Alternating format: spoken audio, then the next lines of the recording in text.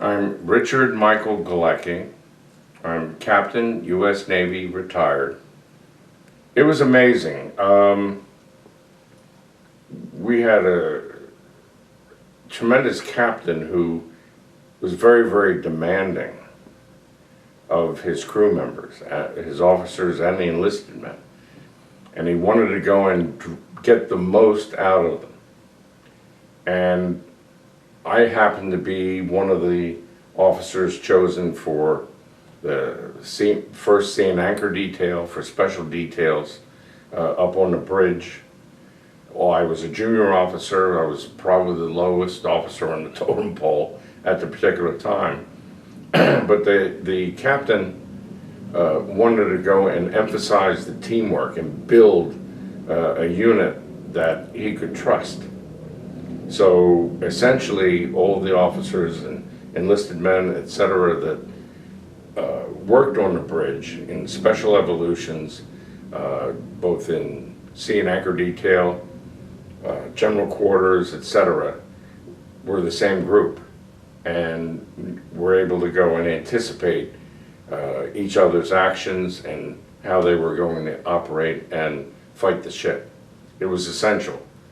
And leadership that was provided, in that particular team from the captain on down, as is every ship in the Navy. However, the captain trusted his bridge teams, his combat information center teams, and all the teams throughout the ship.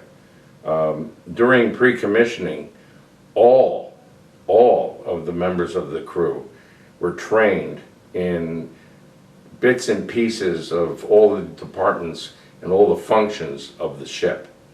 Even if someone was in the supply corps, they learned a little bit about the nuclear reactors. If somebody was in weapons department, as was I, we learned a little about the air department and also aviation intermediate maintenance, that sort of thing.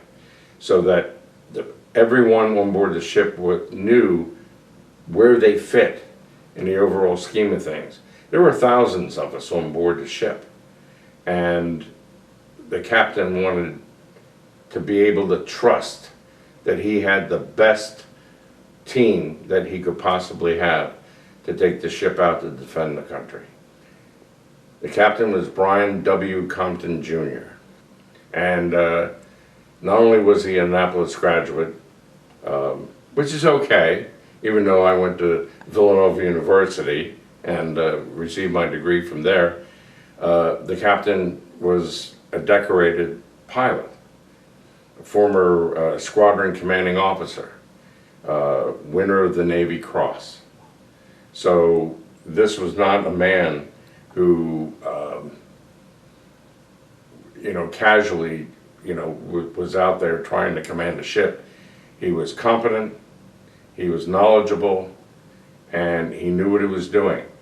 And not only was he an accomplished aviator, but he was also a very knowledgeable nuclear scientist in being able to go and marry that with his aviation experience to be able to take the nuclear-powered aircraft carrier Nimitz out to sea.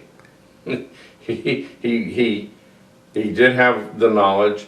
He expected everyone else to go and also have a modicum of experience in most everything about the ship. He was tough. He was demanding. A lot of people on board the ship, were in awe of him. Some people liked him, some people didn't like him.